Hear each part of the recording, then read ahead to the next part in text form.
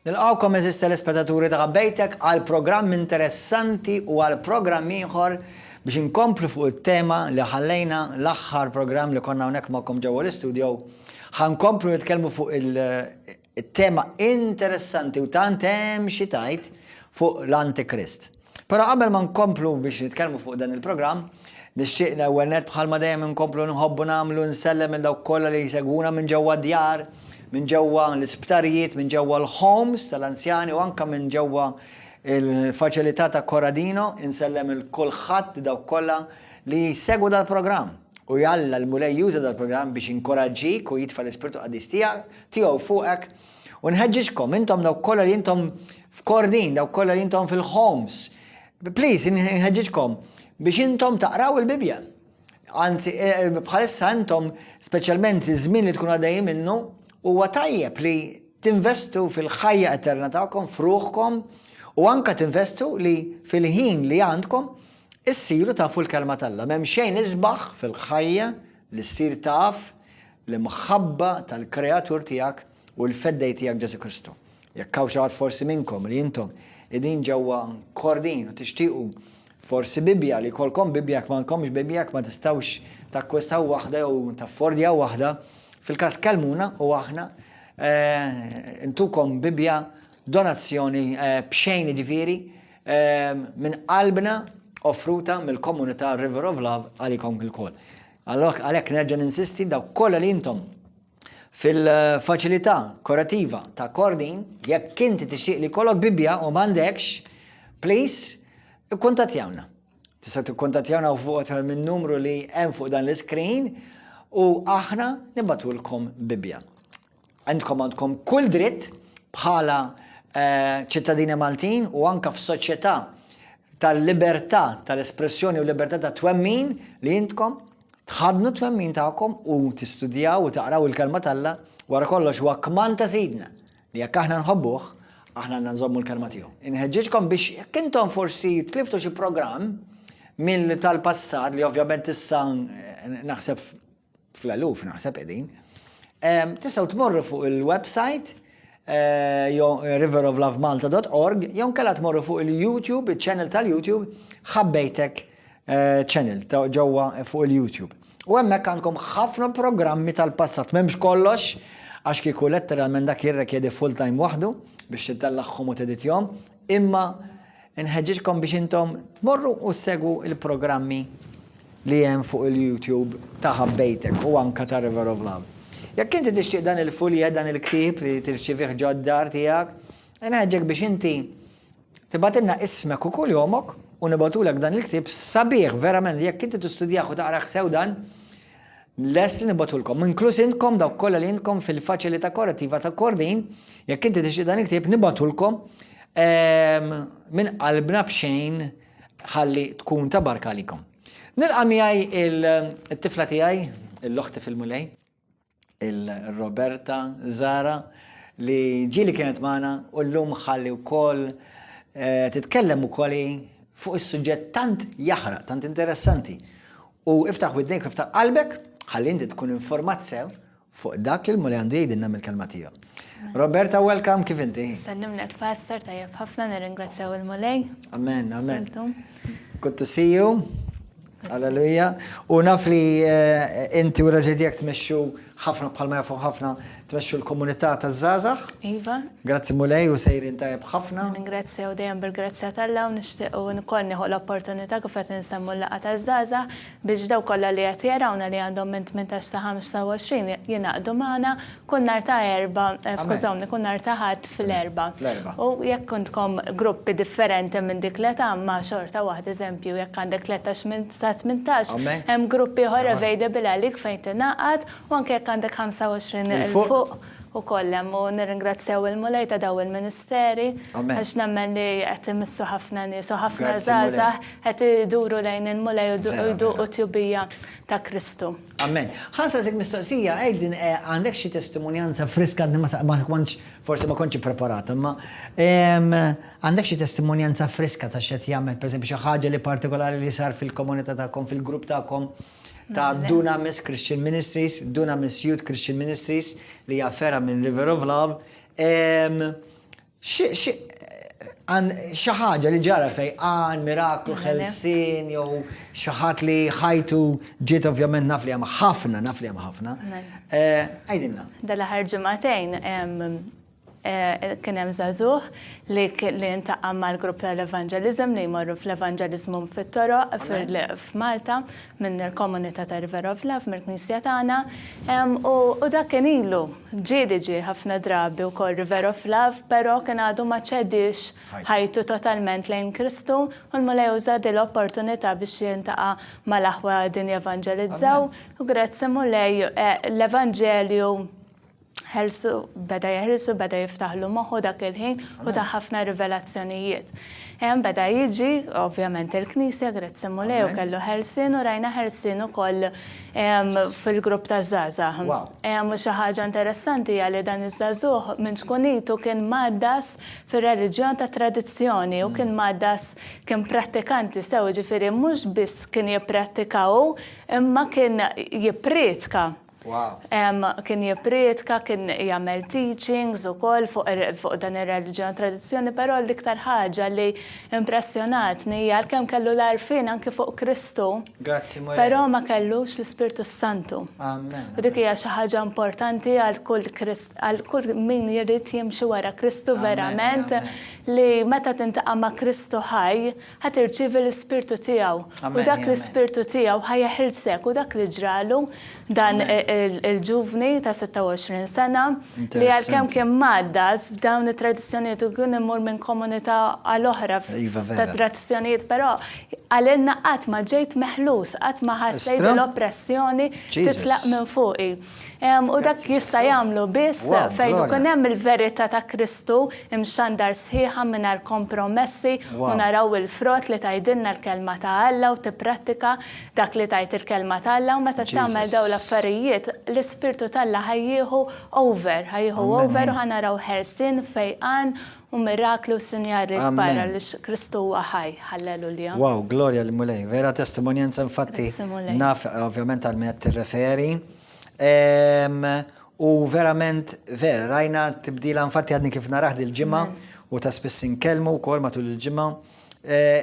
Letteralment mingħajr ma nassaġġira wiċċu nbidel. Grazzi mulej ekku. Vera wiċċu nbidel.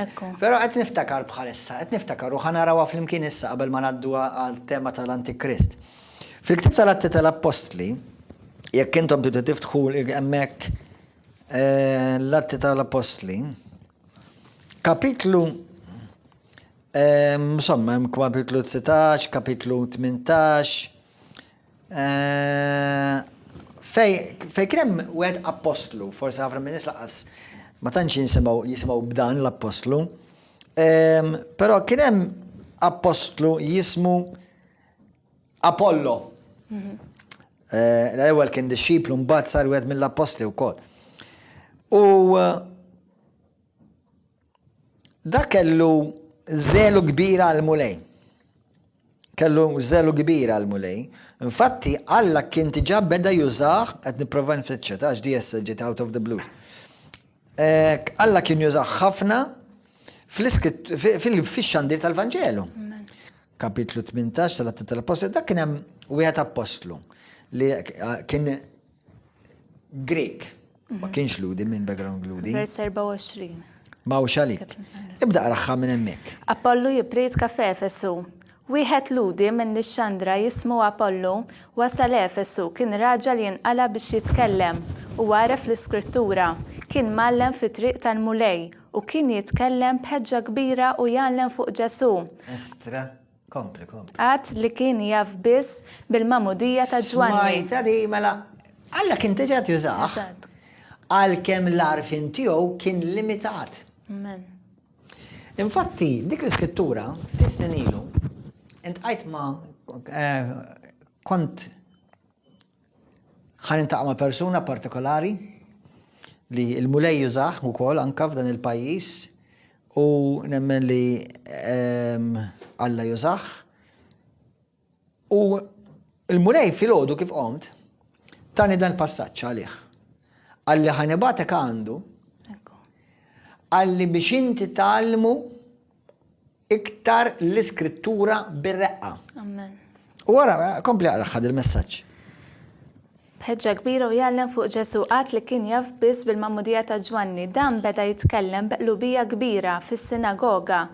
Priscilla u Aquila semawh, ħaduh magħhom u fissrulu t-triq ta' Alla iktar bir-reqqa. Smajta?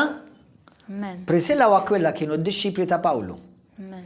Ġviri Pawlu kien ovvjament kien maddas fil-skrittura.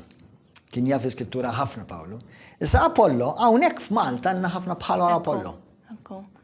Well-meaning, għanna nis li jħobbu l-Alla, bħal madan ġevni, jħobbu l-Alla, imma mandomx għarfin tal-iskrittura.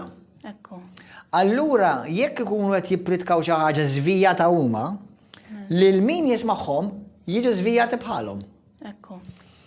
Issa, hemm xorta hemm il-periklu li jistgħu jkunu fit-triq tal-telfin.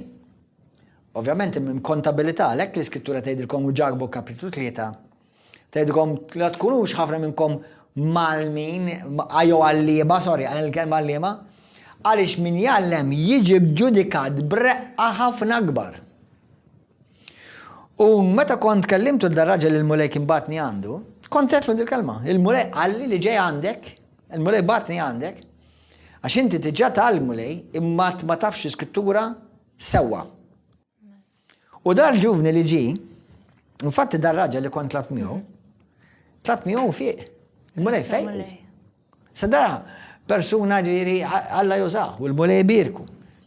Imma l-istess dar ġuvni u bħal ma nara madwari, nies li jkunu well-meaning, number one, fil-kelma hemm ħafna sejħiet differenti. Sawa, kull min huwa apostlu, jew profeta, jew raj, pastor, jew teacher, jew evangelist, kollha huma disċipli. Ma mhux kull min hu disċiplu huwa msejjaħ jew għadu appuntat midluk ministru. Jiġifieri fl-uffiċċju ministerjali apostoliku. Allura inti meta għandek l-uffiċċju speċjalment l-uffiċċju tal-għallim, the teacher of the word of God. An apostle, ġeneralment l-apostlu min jifhem il-kelma, l-apostlu għandi ħafna drabi jmisshom kollha daw id-doni, ministeri, xorta jkollu ċertu strength, jkollu ċertu saħħa f'ċertu area aktar, għax inti ħadd ma l-ebda persuna fid-dinja li għandu kollox, Kristu biss għandu kollox. Imma meta jkun verament bniedem apostlu, jkun immisshom kollha daw id-doni. Anyway, min jiġi biex jallem l-iskrittura tal-limna li meta tiġi għal dottrina biblika li jistabilixija għal apostlu. Li ovvjament li għandu tiġa dilka tal-lim fuqu. Dilka apostolika, jew dottrina apostolika, dottrina biblika, ma jistabilixix l-evangelist. Sa l-evangelist kemm importanti fil-Bibja. U minajru, per esempio, ma jersqux l-erwieħ lej Kristu. Imma l-evangelist mhux imsejħ biex jistabilixxi dottrina. L-istess, il-pastor imiss id-dottrina, il-Bibja wkoll tindika li hemm bej il-pastor u l-għallim hemm ħafna similaritajiet. Imma inti tista' tkun pastor u tittallem, mhux bil-forsi għallim. Ma mhux bil-forsi tkun għallim u tkun pastor, għax inti għandek teachers li m'għandhomx is-sejħa li jiraw in-naċ, jgħalmu biss, unu teacher. Imma mbagħad ħafna mit-teachers ħafna mill-pastors ikollhom is-sejħa anke biex jgħalmu. Imma ovvjament hemm ħafna xi tagħlem fuq dan. Għandek il-profeta. Aqqas il-profeta ara kemm importanti. Għamilna sensiela għamilt xi xahar nitkellem fuq il-profeta u l-Knisja profetika jien. Imma l-profeta ma jistabilix dottrina. Pastor, kemm huwa importanti għaliex xi kultant ittaqa' ma' Kristjani li jħossu verament u forsi vera tkun sejħa ġenwina tal-Alla fuq ħajjithom, forsi li jkunu pastors, li jkunu evangelisti, però forsi jkunu għadhom fil-bidu tagħhom tal-mixja tal-Kristjaneżmu tagħhom u biżżelu tagħhom stess jibdew jaġlu. U jibdew jaġlu dak il-proċess minflok ma joqogħdu taħt l-awtorità, taħt sottomissjoni jitalmu. U hija ħasra għaliex imbagħad dawn jispiċċaw jitilqu mingħajr awtorità That's it. u ma jkunux jibnu komunitajiet anke That's fuq it. rebellioni Ekku. li jkunu ħarġu minn taħta huma Eżatt. stess ġast għaliex biss ikunu jridu jaġlu il-mixja tagħhom u dik is-sejħa tagħhom u hija Eżatt. ħasra fil-verità. Eżatt.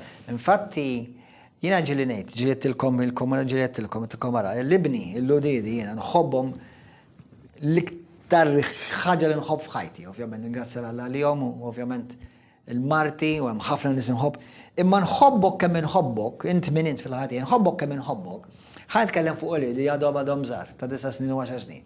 Nħobbhom kemm nħobbhom, mhumiex tajjeb biex jiżewweġ dan għad. Mhux hekk? Inħobba da jistejġi li papa jiena naf insuq il-karozza, ħanaqbad insuq il-karozza. Ja anke vera jaf isuq il-karozza, ma jfissirx li lest biex isuq karozza. Ekku. Għax għadu mhux f'dak l-istaġun ta' ħajtu. Ekku.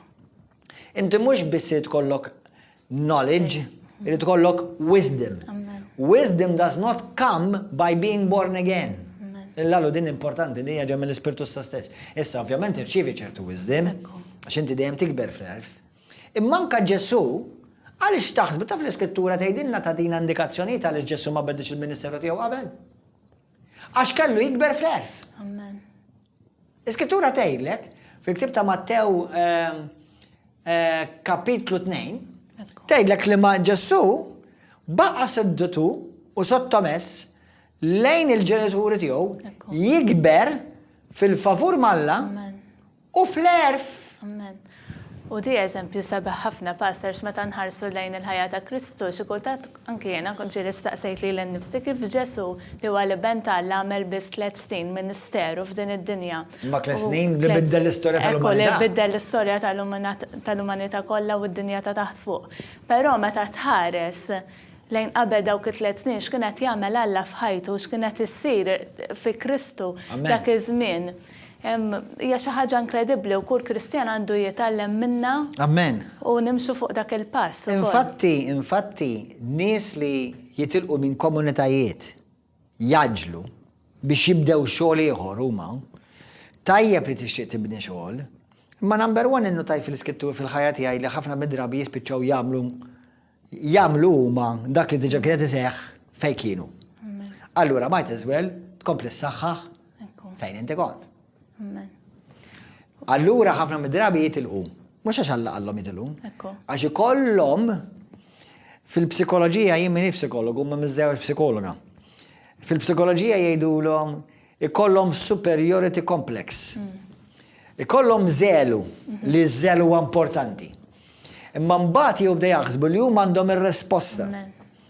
Ir-risposta għara fejn il-komunità is lacking, jgħet janos.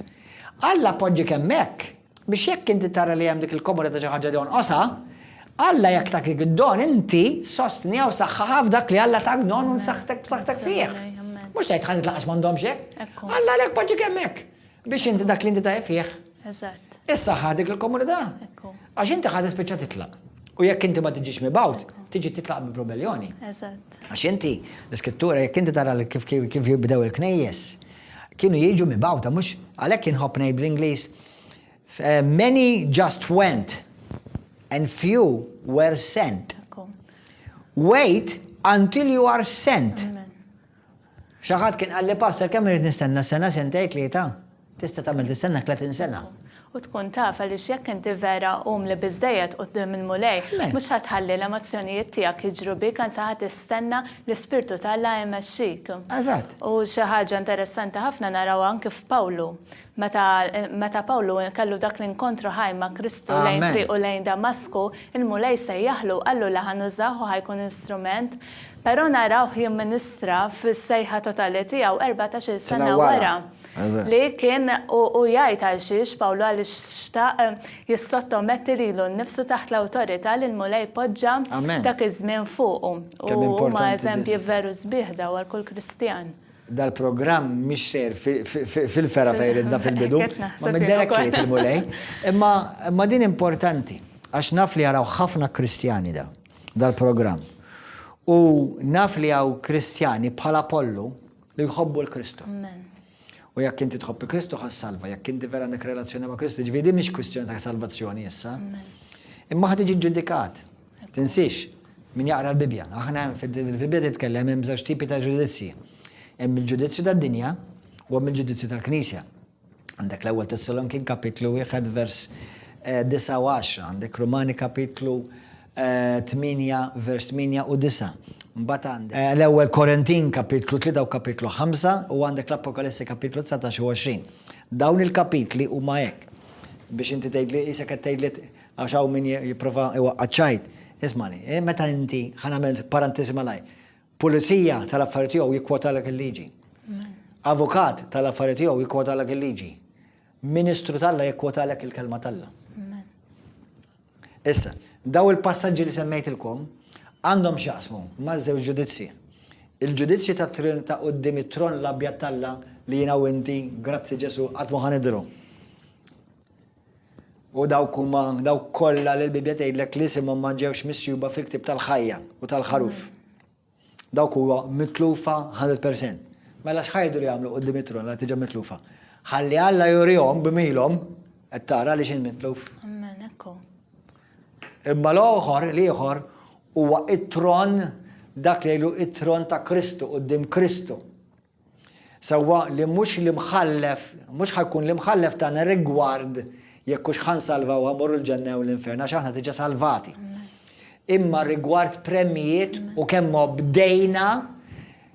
bdejna is-sejħa tagħna kemm bdejna lil mulej, mhux pereżempju kemm bdejna fejn Alla riedna. Kemm bdejt għax inti l-obbedjenza tiegħek kulħadd jgħid jiena kapaċi nissottometti l-Alla, kulħadd kapaċi jgħidha. Imma inti tidduri kemm inti sottomett lejn Alla, kemm inti sottomess lejn missierek spiritwali li jommok minn spiritwali lej l-autoritajiet li Alla poġġa fuqek. Wara kollox huma tellawk. Inti ma kontadek xej. Imġejt imwilet minnhom fin-natural. Meta kontadek mitluf, Alla weldek minnhom fi spiritwal. U dan huwa tajdinna l-iskrittura wkoll jekk jiena m'iniex kapaċi nissottometti lejn bniedem li qed narah bajnejja stess. Fin-natural kemm iktar ħankun kapaċi lejn Alla l-missier li tarah biss fl-ispirtu tiegħek. Amen. Amen. Allura inti min jagħmel da x-xogħol u qed ngħidu per l-Ispirtu Santu wara kollox aħna tolbuh il-mulej mexxina. Intom Kristjani qed taraw dal-programm u naf li hemm bosta komunitajiet li joperaw għal-rasom. Anzi, mhux għax joperaw biss għal-rasom, imma li ħarġu b'ribellioni minn komunità oħra. Issa, marriċ nikkomplika l-affarijiet għax xi kultant ħarġu minn komunità b'ribellioni li diġà kienet ħarġet minn rebellioni. Ġifieri, infatti interessanti għax fl-ispiritu inti l-istess kif ħriġt huma t-tip tal-istess sulit li ħadd tagħmel. Anka fin-natural naraw għadi, jiena ebni u liedi jixbħu ħafna lili. Mhux dejjem ħaġa sajbi, għax ma nixtieqhomx jixbħuni f'kollox. Sewwa, imma tibda tarahom, illa da bħali, ara da jħoss bħali, ara jien kont meta kont żgħir kont nagħmel l-istess ħaġa bħal. Tibda tixbaħ lilek. Issa fl-ispiritwal l-istess. Jekk inti ħriġ b'ribellioni minn komunità, minn knisja, sewwa, qed nitkellmu knisja biblika. Għax tinsiex li inti għandek poplu kbir madwar id-dinja inkluż Malta li jmorru ġast il-Knisja għax hija parti mit-tradizzjoni u l-kultura. Aħjar mix-xejn imma dal-kunċett ma joċċa dawk id-dib ta' nies. Nitkellem fuq kunċett li jifhmu għan-nies li jifhmu s-saltna. Sewwa, allura inti jekk inti ħriġtek, I'm sorry to tell you, qabel ma tagħmel l-affarijiet sew, qatt ma ħajsiru l-affarijiet sew. Ħantikom eżempju ieħor. Ħantik eżempju ieħor. Jekk jiena miżewweġ, mara miżewweġ fi żwieġ quddiem il-mulej.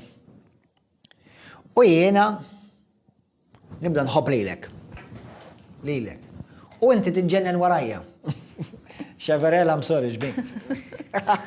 Sewwa, u jiena ngħidilek u jinnaf aħna ngħibu morru Tambaktu. U nibdew ħajjem u niżżewġu nerġgħu hemm. Ejdli, qudiem Alla, għax aħna ġustifikajna li nfusna x'aħna miż-żewġin u għax issa aħna minħobbu lil xulxin u għax aħna inna flimkien. Ejdli xi darba meta xi darba Alla qatt ħajjejtu rajt ħambirku da żwieġ. Amen, pastor. U jina li nara ħafna ta' fija u ħafna nis jitqarqu u għal xiex n-nis jibqaw impressjonati xi kultant mid-don tal-bniedem. That's it.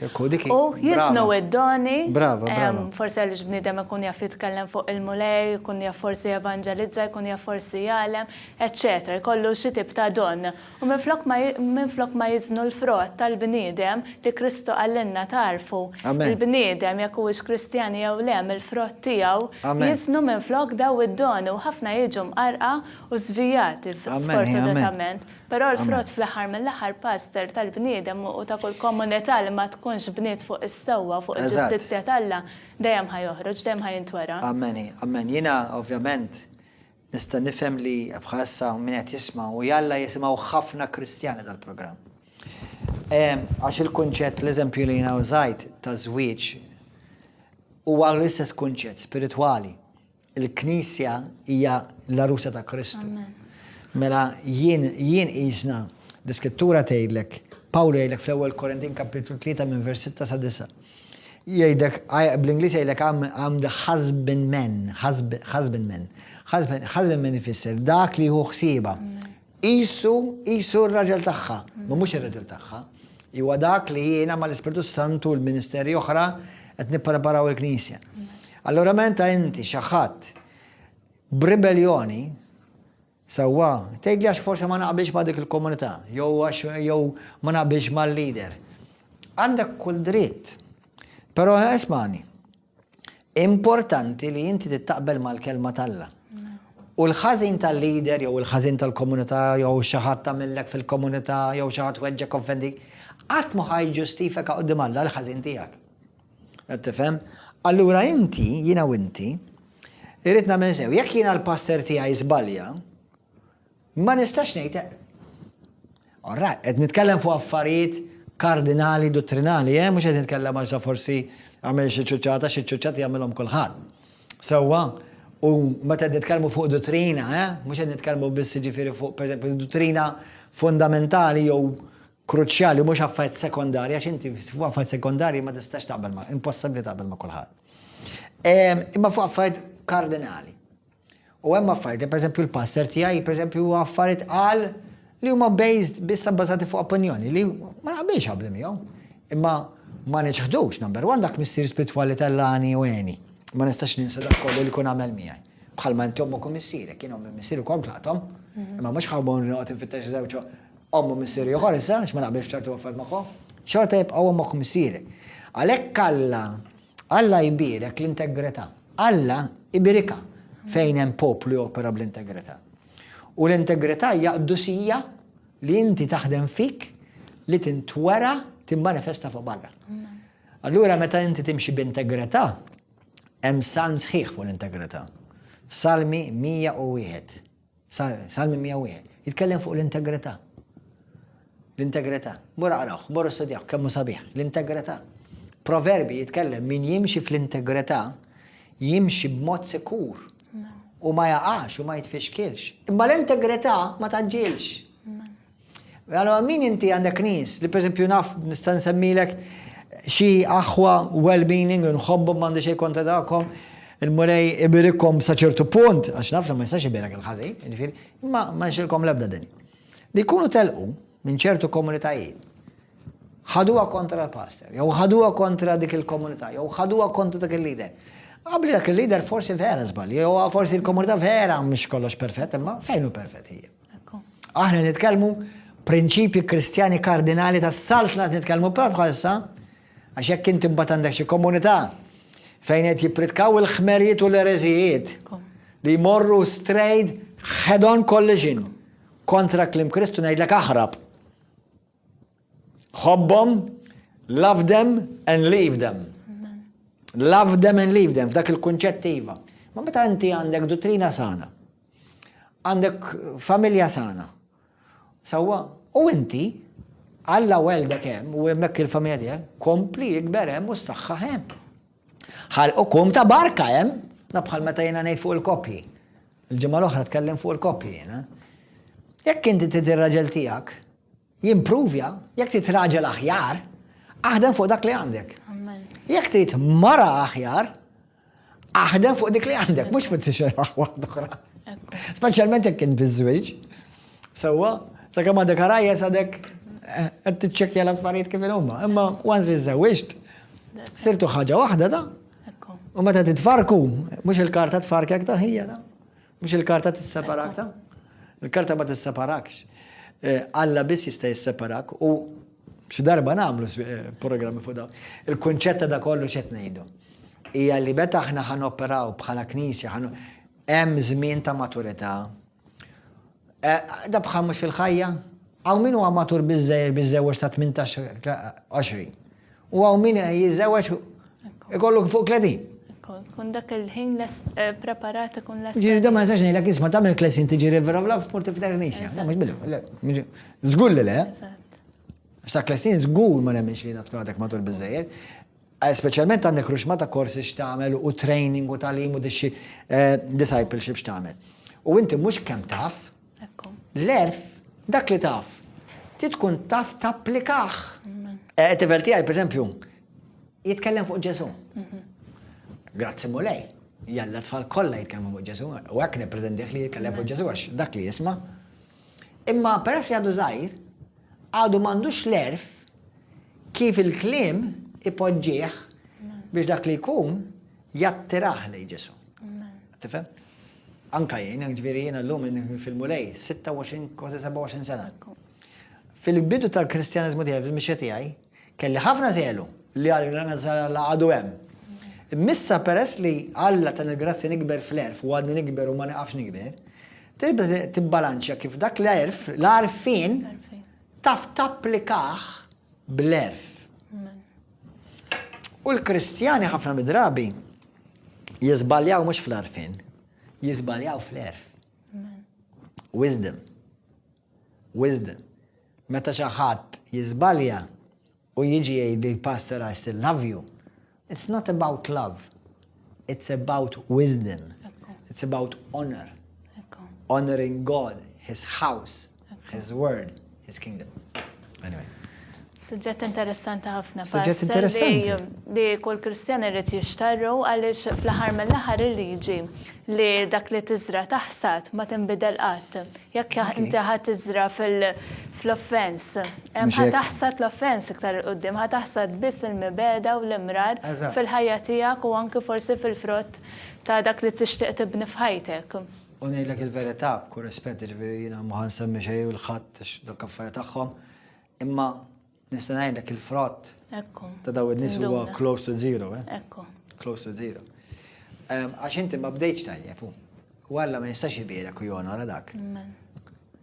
Li kieku jiena forsi tgħidli ħanejt xi ħaġa jibsa, imma li kieku jiena llum qed nisma' dal-programm u jiena wieħed minn dawk in-nies, kieku jiena numilja ruħi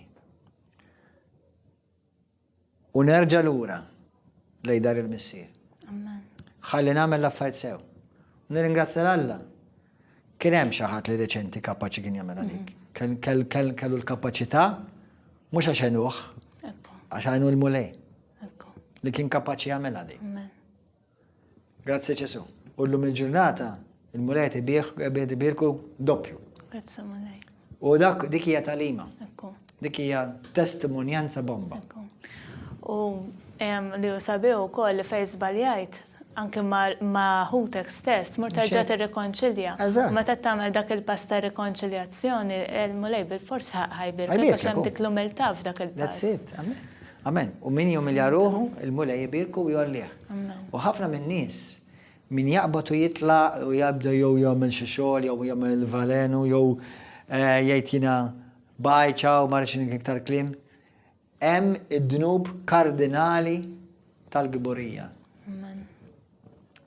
Il-dnub kardinali perikolus tal-gburija.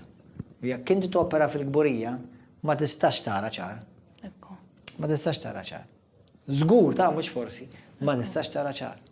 Tfittix nies li jgħidulek dak li tittisma', fittex l-Ispiritu Santu, l-erf tal-Ispiritu Santu. Ġesu kieku x'jagħmel dis-sitwazzjoni. Ġesu kieku kif jaħħandilja dis-sitwazzjoni. Umilja ruħek. ma nafx għaliex il-mulej, bis-serjetà onestament kieku xi ħadd jgħidli l-lum ħad nitkellmu fuq kon għasandi ħjiel li spiċċajna nitkellmu fuq hekk dawn l-affarijiet. Imma llum il-ġurnata naf li peress li ħafna nies isegwu dan il-programm u ħafna minnhom huma Kristjani li jaqraw il-Bibja, aħwa fittex li toġob il-Alla. U xaġa nixtieq nżid magħha kif badna s-suġġett huwa ħafna Kristjani li jgħidulek jiena l-Kristjaneżmu tiegħi huwa jiena u l-mulej biss ġewwa dari ma rridx ningħaqad f'komunità, forsi anke għaliex ġew imweġġajn minn komunità, però kemm hu importanti li ssib dar ġewwa familja fejn tkun tista' tikber u tixxierek. U inti hemmhekk fejn ħajjitafsulek il-kallijiet, hemmhekk fejn ħadd tiġi l-prova tiegħek u tikber u timmatura. Waħdek id-dar inti u l-ħajt m'intix ħadd tikber mhux ħadd tiġik il-prova. Jiena ħanilek xi ħadd dil-ġimgħa kummissjoni dan naħseb fuq dawn l-affarijiet. Mela, pereżempju jiena ġieli kol dan nintaqa' ma' Kristjani well-meaning u jkunu qed isegwu xi ministeru mill-Amerika. U hemm ħafna ministeri tajbin l-Amerika, jew mill-South Africa, jew mill-Awstralja, jew mill-Ġapan. It's okay, praise God. Hemm ħafna ministeri tajbin. Imma da l-ministeru dissegwi inti li għabli għandu eluf ta' nies taħtu jew taħtom, jekk m'għandhomx ukoll eluf ta' knejjes taħtom madwar id-dinja, lilek da fejn jafek. Jekk għandek problema fi żwieġ tiegħek, ħadmu ċemplu pass isma' importanti tgħinna naqa' fi żwieġ, kif ħajnek? Miċ-Ċina, jew mill-Ingilterra pereżempju, jew mill-Amerika, kif ħajjina?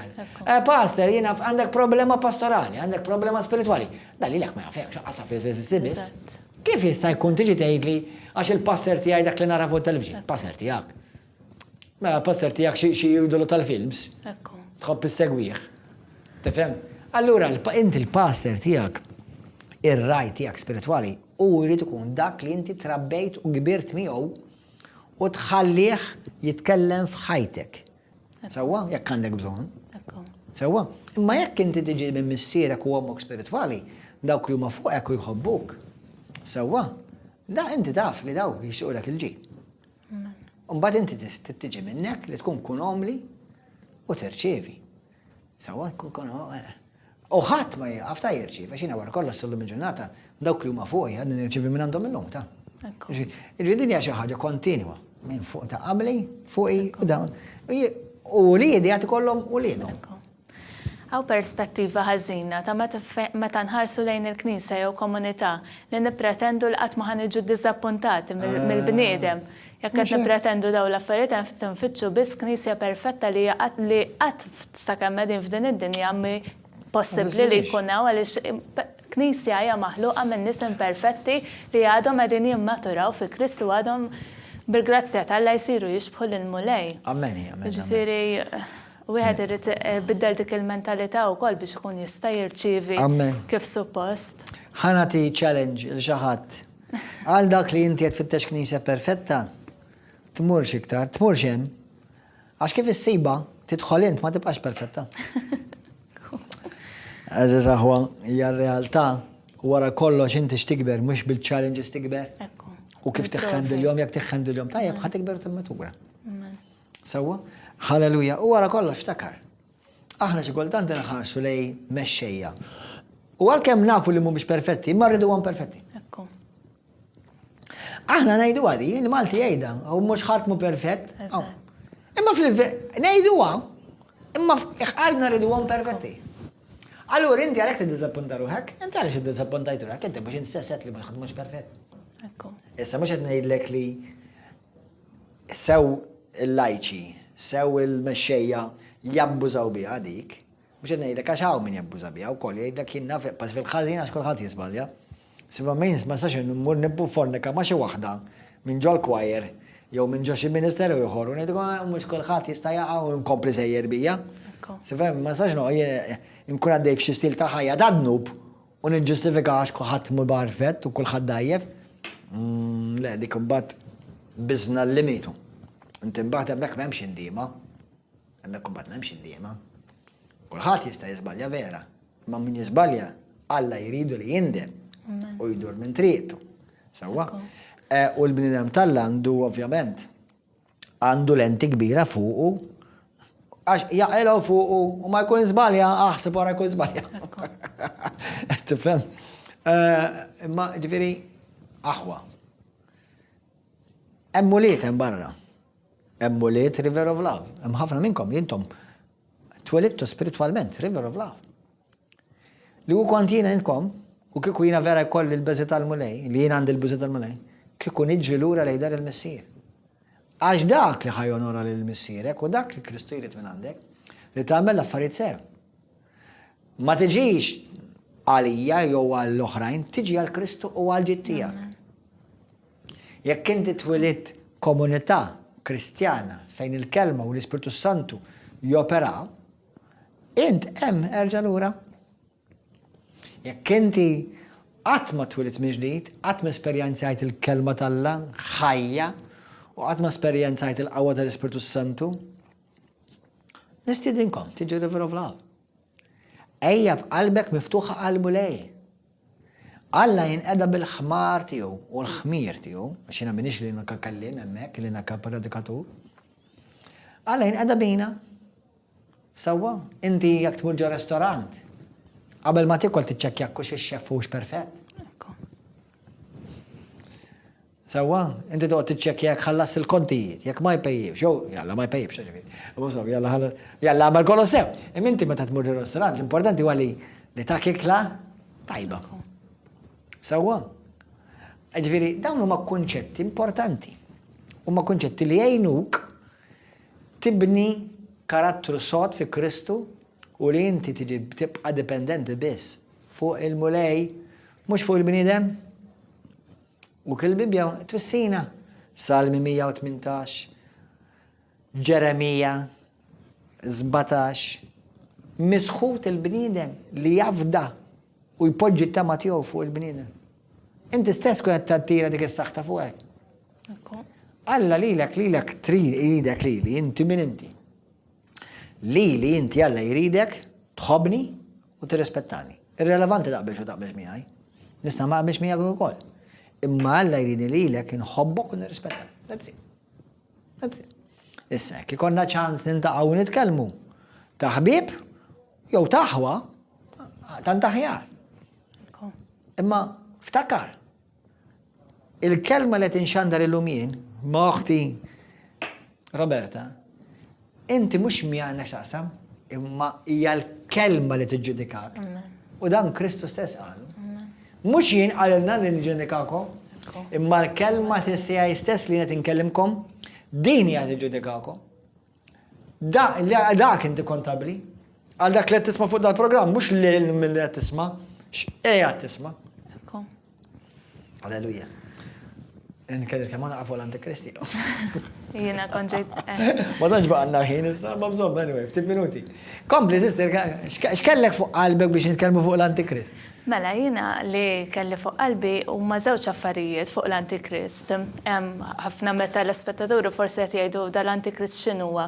Antikrist hawn żewġ affarijiet differenti, hemm l-ispirtu tal-Antikrist li huwa imsemmi fl-ewwel Ġwanni 2 vers 18 li nistgħu niftħu fuq naqrawha, u mbagħad ħanitkellmu fuq il-persuna tal-Antikrist li ħad tkun qiegħda tidher fl-aħħar iktar fl-aħħar ta' żminijiet. Però nixtieq li mmorru l-ewwel Ġwanni 2 u li waslet l-aħħar sija smajtu li għandu jiġi l-Antikrist. Issa araw ħafna Antikristi ġa deru minn issa. Ġifieri f'dan il-vers qegħdin naraw li tiġà hawn l-ispirtu tal-Antikristi qed jaħdem u jopera fid-dinja. That's it. U minn dan għarfu li waslet l-aħħar sija. Dawn ħarġu minn fostna imma ma kinux minn tagħna. Li kieku kienu minn tagħna kienu jibqgħu magħna. F'dan il-vers pastor li għadna kif rajna, jiġu f'moħħi ħafna reliġjonijiet li ħarġu mill-Kristjaneżmu, però li qegħdin jispiċċaw jiġħdu u spiċċaw ċaħdu id-divinità ta' Kristu. Għaliex meta tinsemmu l-kelma Antikrist minna nfisha tfisser kontra Kristu. U l-ispirtu ta' Antikrist dak li jrid jagħmel li jiġħad il-missier l-Iben u l-Ispirtu Santu. Amen. Ħafna minn dawn ir-reliġjonijiet ma nafx hekk nistax insemmihom. Mela, Bħal eżempju għandek il-Jehovah Witnesses Eżatt. li ma jemnux li Kristu huwa l-Iben ta' Alla. Le, jemnux li huwa Alla. Li huwa Alla. Li huwa Alla, jemnu li huwa l-ibn Alla, ma jemnux li Kristu huwa divin in-nifsu Alla. Tineħu d-divinità ta' Kristu. Id-divinità ta' Għandek il-Musulmani wkoll. ma jemnux li Ġesu huwa l-ibn Alla. Infatti l-iskrittura tgħidlek ukoll li min ma jemminx li Ġesu huwa l-ibn Alla qed jitkellem bl-ispirtu tal-Antikrist. Ekku. Ġifieri daw ir-reliġjonijiet qed ineħħu d-divinità ta' Kristu. Ħafna, infatti ħafna mir reliġjonijiet dak, infatti għalhekk hija antikristu, mhux anti-Budda, jew anti Ġehovah, jew anti antikristu. L-ixxu huwa Kristu. Ekku. L-għadu tad-demonju huwa Kristu. Inkeċċu x-xitan fisem Ġesu Kristu. Ekku. Din hija interessanti. Ma nużawx ismijiet oħra meta nkeċċu x-xitan aħna, nużaw l-isem ta' Ġesu Kristu. Għalhekk l-ixxu Kristu. Amen hi. Amen. Nixtieq inkomplu naqraw ftit ieħor. Għalhekk kien jeħtieġ li jkun magħruf li mhux kulħadd kien magħna. Intom iżda għandkom id-dilka mill-qaddis u dan tafuh il-koll. Halleluja, ma ktibtilkomx bħalli kieku ma tafux il-verità imma għax tafuwa u tafu wkoll li jibda ma jitnissel mill-verità. Amen, amen. Il-verità hija persuna, hija Kristu. Amen. Ġifieri jekk inti għaraft lil Ġesu Kristu f'ħajtek, għaraft li huwa divin, għaraft li huwa Alla u l-Iben Alla u l-Ispirtu Santu, inti għandek din id-dilka tal-qaddis, id-dilka mill-iktar oli. Però dal-ispirtu tal-Antikrist iva jaħdem ħafna u jopera u jagħmel minn kollox biex imur anke kontra l-Kristjani. Amen. U kontra dak kollu li huwa ta' Kristu. Mbagħad naraw ukoll li iktar fl-aħħar ta' żminijiet ħajoħroġ il-persuna tal-Antikrist. L-Antikrist ħajkun qed jopera b'dan l-ispirtu stess tal-Antikrist u ħajkun qed jimmanifesta ġewwa bniedem li ħajjejt li huwa l-Messija, ħajjejt li huwa s-Salvatur tad-dinja u ħajiddominja wkoll għal żminijiet fuq id-dinja ħajkollu d-dominju. Amen, amen. Però l-iktar ħaġa interessanti għal telespettaturi kollha u anke għal Kristjani li l-erq li ħajkun fih l-Antikrist ħajkun għaliex ħajġib il-paċi fid-dinja. Ħajwiegħed il-paċi. Ħajwiegħed il-paċi, ħajwiegħed affarijiet tajba ta' ġid, ta' saħħa, l-familji tal-uliedna li f'dak li fajnejn dak li jkun. Ovvjament jekk mhuwiex immexxi mill-ispirtu ta' Alla ġewwa fih, huwa faċli li jitqarraq. U fil-kelma tal-Alla nsibu passaġġi oħra li ħajajdilna kemm jista' jkun anke bl-eletti ta' Kristu, bl-eletti tal-Mulej. Ħajjipprova jqarraq, għaliex ħajjidher ġenwin. Fil-fatt huwa msemmi f'Revelazzjoni li huwa wieħed mir-rikib ta' żiemel abjad li tkellimna fuq il-programm ta' qabel. Tkellimna fuq. Li ħajkun jidher bħala purità, bħala xi ħaġa sabiħa, qaddisa l-abjad li jirrappreżenta dawn l-affarijiet, però huwa biss kif taqbad tgħid huwa biss fattizju ta' Kristu, però mhuwiex. Jimita x-xitan, jimita ħafna l-Kristu, għalhekk huwa antikristu. Jimitaħ imma jarfu d-differenza dawk li huma vera ta' Kristu li għandhom l-Ispirtu ta' Kristu fihom. Infatti il-Bibja tgħidlek xi ħaġa interessanti, Romani kapitlu 8, tgħidilkom għandekun jekk miser żball vers 8 għal qudiem, tgħidilkom jekk intom għandkomx Ispirtu ta' Kristu, m'intomx tiegħu. Amen. Kollok l-Ispirtu ta' Kristu fik biex inti taraf l-Antikristu. Ekku. Allura dawk kollha li m'għandhomx Ispirtu Santu ma jafux il-kelma talla, ħajaqgħu ħafna faċilment għall-Antikristu. U l-Antikristu ħanejkom xi ħaġa saħwa.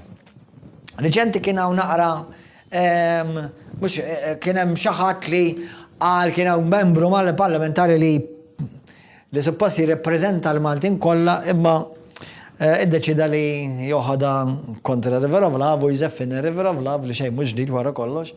Ma insomma x-xitan huwa giddieb u minn m'għandux il-Kristu għandu l-xitan fajtu u huwa aġent tal-Antikristu nnifsu. Imma ħandilkom ħaġa ħwa. Ħafna minn nies jiena mhux jiena di smajt nies jgħidu madwar id-dinja rigward il-vaċċin. Għaw minu għaw favorieħ il-vaċċin u għaw minu kontriħ. Believe it or not, jiena nemmen fl-opinjoni tiegħi li fuq il-televizjoni f'pajjiżna ma nisimgħux bilanċ taż-żewġ naħat. iktar nisimaw pro-vaċin, Ekku. naraw, it's okay, għax hemm it-tajjeb fih ukoll. Imma li mhux qed nisimgħu huwa l-istorja naħa l-oħra. Issa mhux ħanidħol mill-lat mediku jiena xi m'iniex mediku, imma mill-lat spiritwali.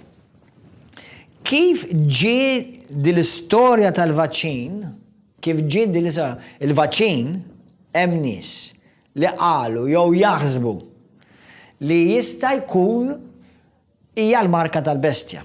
Number one, ħana mela ċara pubblika u nazzjonali li jiena ma nemminx li hija l-vaċin huwa l-marka tal-bestja.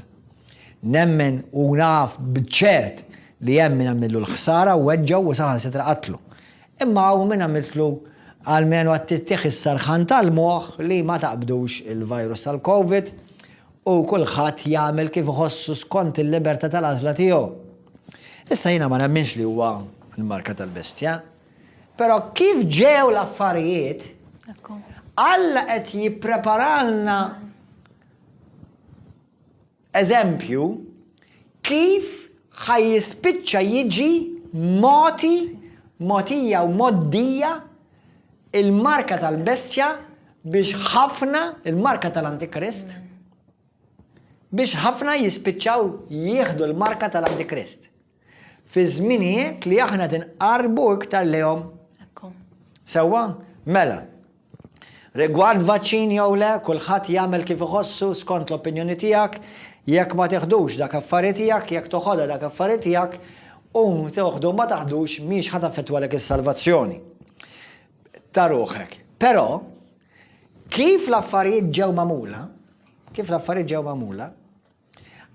li ħafna jgħidu teologi reliġjużi u mexxejja kbar tad-dinja, qed jgħidu, u din nemmina jien, issa din nemmina, li peress li ħafna tkellmu u qed jgħidu u qalu, isma' jekk inti ma jkollokx il-vaċin ma tistax tixtri jew ma tistax tmur s-siefer, mela issa ħanġibu żewġ kategoriji ta' nies ħanaqsmu l-poplu fit-tnejn. U qed nagħmlu diskriminazzjoni. U qed issir diskriminazzjoni għax jiena naċċetta lil min ħadu u lil min ma ħadu, dak affarijiet tagħhom.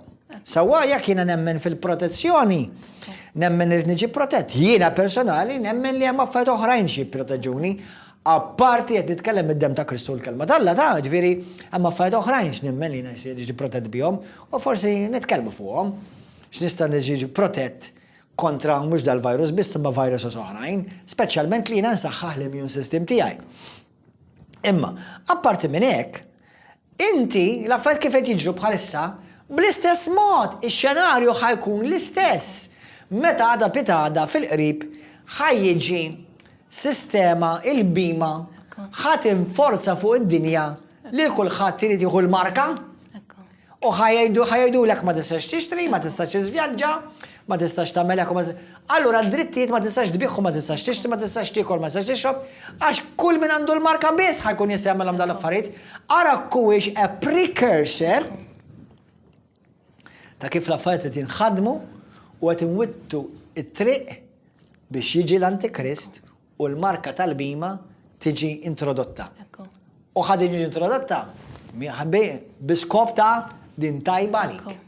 Dik tajba għalik. Passalina li nixtieq ngħid huwa appell għal kull Kristjan biex ma norbtux qalbna mal-affarijiet tad-dinja, lanqas ma' familtna, lanqas ma' l-iktar eżiż tagħna. Għaliex meta ħadd tiġi f'sitwazzjoni li ħajdulek jekk ma tieħux din il-marka, ma tistax tagħti ikellillu liedek, x'ħadd tagħmel f'dak il-punt, x'ħadd tagħmel jiġifieri nitolbu u norbtu qalbna ma' Kristu biex jagħtina s-saħħa u l-għajnuna u jmexxina f'dawk iż-żminijiet. U dan huwa żmien li inti tersaq il-mulej, u dan huwa żmien li taqra l-kelma, mhux żmien li titażen spiritwalment, u tlob biex il-mulej jgħalmek kif tisma' leħen l-Ispiritu Santu. Ħalli jmexxik bħalissa fil-komunità nagħlem fuq kif inti titgħallem timxi bl-Ispiritu Santu u tisma' l-Ispiritu Santu. Inħeġġiġkom tiġu tingħaqdu magħna kull nhar ta' erba' u nhar ta' sib fis-7 ta' filgħaxija u kull nhar ta' ħadd fil-għodu fl-10. Illum jekk inti tixtieq tagħti ħajtek il-Ġesu Kristu u tassikura ruħek li inti vera salvat u tibda tobdih, tibda taqra l-kelma, titkellem mal-mulej tfaħħu tirringrazzjah, terħi u tabbanduna d-dnub u l-ħajja ħażina u ibdajja il-komunità River of Love. Ejdi talba warajja biex inti verament ikollok il-salvazzjoni f'ħajtek. Ejdu mulej qaddis. Jina nemmen b'qalbi kollha li inti li bent tal-ħaj. Nemmen Ġesu li inti verament mittalija fuq is-salib u li permess tal-mewt u l-qawmin tiegħek insalvajtni. Ġesu int biss is-salvatur tiegħi, int biss it-tama tiegħi. Salvani mulej. Aħfir li d-nubiet mulej qaddis u aħsilni bid-dem prezzjuż u glorjuż tiegħek u imlini bl-Ispirtu Santu. Għatini l-kuraġġ nimxi warajk mulej u rirċivi glorja u nur. La tħallinix nintilef. La tħallinix niġi żvijat u mqarraq imma mexxini bil-kelma tiegħek u bl-Ispirtu Santu għal dejjem ta' dejjem f'isem Ġesu Kristu. Amen. Jekk inti għaddik it-talba llum, jekk inti smajt dal-programm inħeġġuk eżiż aħwa biex għadar boħra, ejja naqdu magħna ġewwa l-Komunità River of Love. U jekk inti tixtieq tirċivi dan fid-dar tiegħek, ibgħat għalih, ibgħat in-nesmek kull jum u kull indirizz tiegħek fuq in-numru li tara fuq l-iskrin u nibatulek b'xejn. Pija, grazzi tal-li kont magħna llum. Nispera dal-programm kien ta' interess għalikom u nerġgħu ntaqgħu magħkom il-ġimgħa d-dieħla u l-programm li jmiss ġewwa ħabbejtek. Grazzi. Grazzi. Bless you.